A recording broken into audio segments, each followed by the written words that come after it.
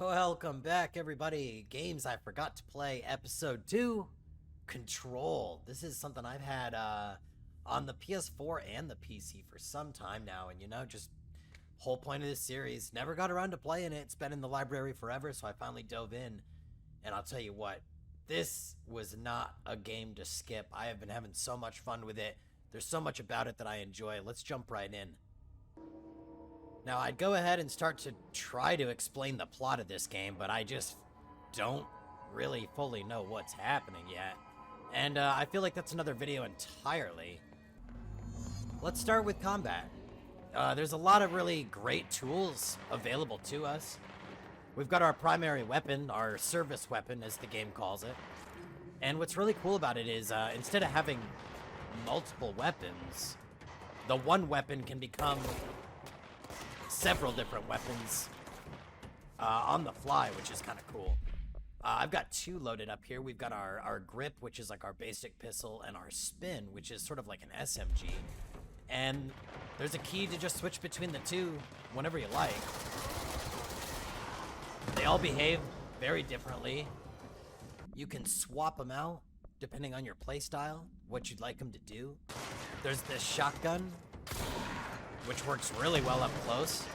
We also have a bit of a charge weapon. Can put out a lot of damage very quickly. And all of the weapons come with their own mod slots, and these mods you just kind of scoop up as you work your way through the game, and they are sort of there to just give you a bit of, I don't know, customizability, I guess you could say, to how you want the weapon to behave. Different amounts of projectiles fired. You can change the spread of it, your reload speed while shielded. We'll get into that later. Other abilities at our disposal include telekinesis. Pretty much anything you look at, you get this little white outline, and you can pick it up and throw it, including some enemies. It's got a really nice little, almost like auto tag. You get those white brackets around whatever you're looking at.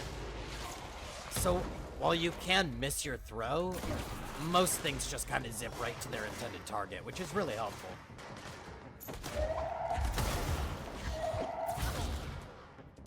You can see how easy it is to just sort of pick anything up and just whip it straight to your target.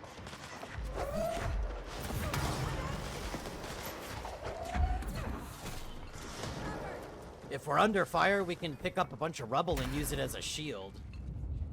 And then we can take that shield and throw it at our enemies.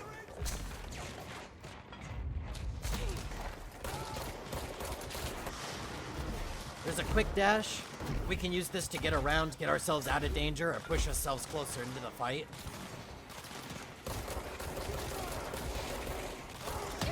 When enemies are low on health, we can take them over.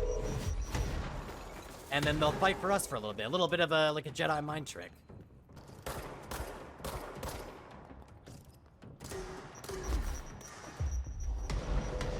We'll grab ourselves a helper here.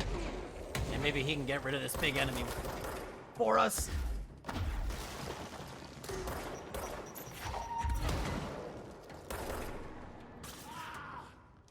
And then once their time runs out, they just die anyway, which is really, really helpful. We don't have to worry about dragging them around with us or giving them enemy commands. It's very easy, very in and out.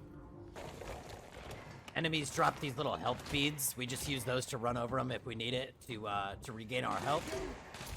Control controls beautifully. It's a very smooth game. I really enjoy just moving around the map. Obviously, it's just a simple sprint. I talked about the dash a bit earlier. And later on, you get this levitation ability to help you sort of reach new areas. It might be my only complaint with the game so far. I just have a very difficult time understanding what floor I'm on. I think I'm always on the highlighted section of the map, but you'll notice that the dead letters area and the cafeteria, I believe, are below me. But either way, I've definitely gotten lost a few times trying to find where I'm supposed to be. There are times where you do have a mission selected for you, and it will highlight on the map where you're supposed to be. But again, getting your way back there can be a little bit difficult sometimes. The fast travel is very helpful. I do quite enjoy all the differences in the personal mods as well. There's a decent difference between how you can sort of set the game up. If you want to do like a health build or a health recovery build, you can. I kind of did that here. I get more health recovery per pickup, which means that I heal a little faster. And then I just took a little bit of the energy cost away from like my telekinesis abilities. But there's a whole bunch of them. I mean, you can do an evade cost, a shield energy cost. There's shield strength mods. So depending on the mission that you're on, or even just the way you like to play, there's a lot of different ways to build your personal mods. Mods can be found in combat, or sometimes you'll just kind of find these cases around the map that will give you new mods. I'm actually full on weapon mods, so you kind of do have a little bit of management there. I pick up a few more than I really need, but you can just deconstruct them and pick up new mods as you go. I'd say that the soundtrack is very eerie and like ethereal. There's not a lot of actual music, but you'll hear this a lot.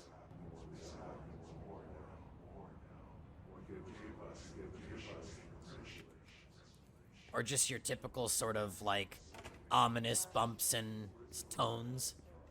Throughout your playthrough, you'll sort of find these control points. Control, control, control. I know there's a lot of... I see what they're doing there. You'll find these control points that you cleanse, and they'll act as your sort of bonfires. You'll fast travel between them, upgrade your abilities, and you can sort of work on different weapon forms, upgrading and constructing new ones. Like I can actually construct this new weapon form right now, so let's go ahead and do that. The skill tree is very simple, but in a good way. Just sort of laid right out for you, top to bottom. Nothing too extensive, which is nice. I think it keeps the management down, and that keeps us in the game a little longer. I think what I mean by that is we don't have to spend a lot of our time in menus. It's very just jump in, spend a skill point, jump back out, and we're back into the game.